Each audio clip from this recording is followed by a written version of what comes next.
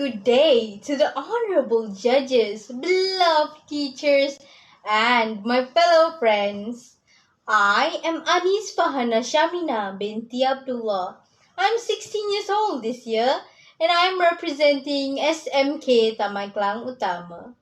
Allow me to introduce to you the 5 books that I have chosen, which are House of Many Ways by Diana Wynne-Jones, The Language of Dying by Sarah Pinborough, The Night Rainbow by Claire King, Heap House by Edward Carey, and lastly, Bleak House by Charles Dickens. Today, I will be reviewing Charles Dickens' 9th novel, which is Bleak House.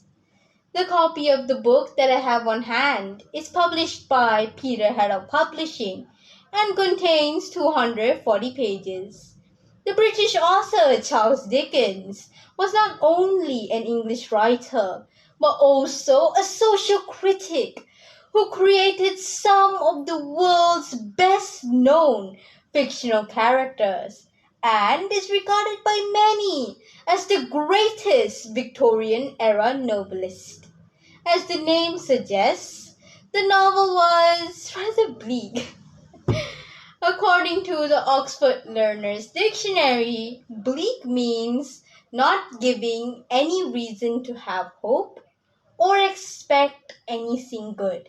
So I was thoroughly intrigued to identify how bleak can one novel ever be. And truth be told, I was not prepared for what I found out. In Bleak House, Dickens presents people of different classes and professions and demonstrates in a way in which their fates entwine.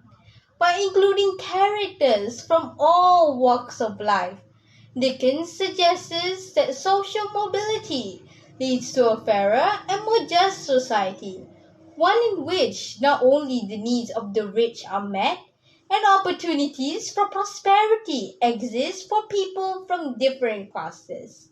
The author also suggests that the upper classes are archaic and that they are no longer relevant in the 19th century society.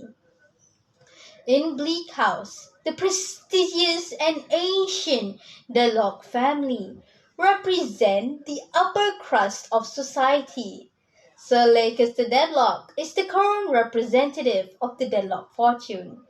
Sir Leicester is highly conservative, dislikes social change, and believes that ancient British institutions are essential and fundamental to the successful running of the country. Although Sir Leicester is a kind-hearted old gentleman, Dickens satirizes Sir Leicester's absolute faith in the British government and dismisses the British political system as silly and unproductive.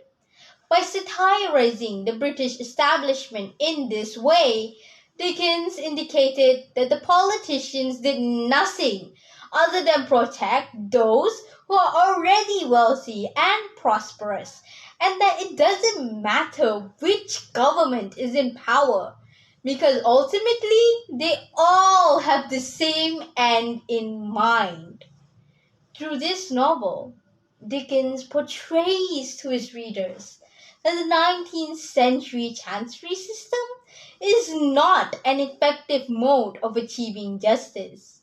The lawsuit of Jarndyce and Jarndyce has gone on for many years without any success, and is famous in the courts as a particularly convoluted example of the chancery process. The chancery court discussed in the novel is associated with infirmity and decay throughout Bleak House, which indicates to the readers Dickens' distaste for it. The original will around which Jarndyce and Jarndyce is constructed is described as a scarecrow suit, which suggests it has little substance.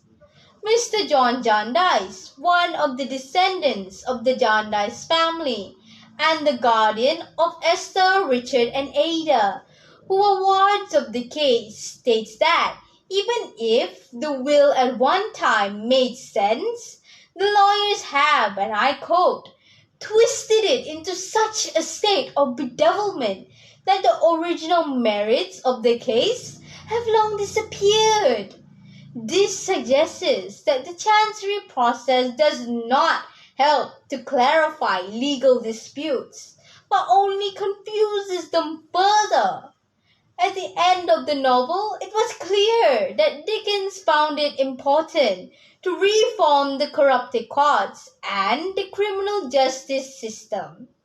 Another theme that is prominently illustrated in the novel is passion, dedication, and madness. Through this novel, Dickens indicates that it is better to choose a direction in life than to rely on passion alone, which, if unchecked, may leave one open to being taken in by false or illusory ideas.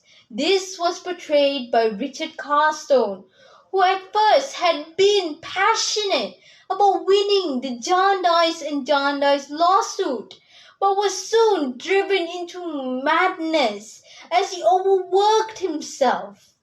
Unfortunately for him, he dies on the same day he won the lawsuit, and all his hard work goes into vain, as his entire fortune goes into paying for the long process of the lawsuit.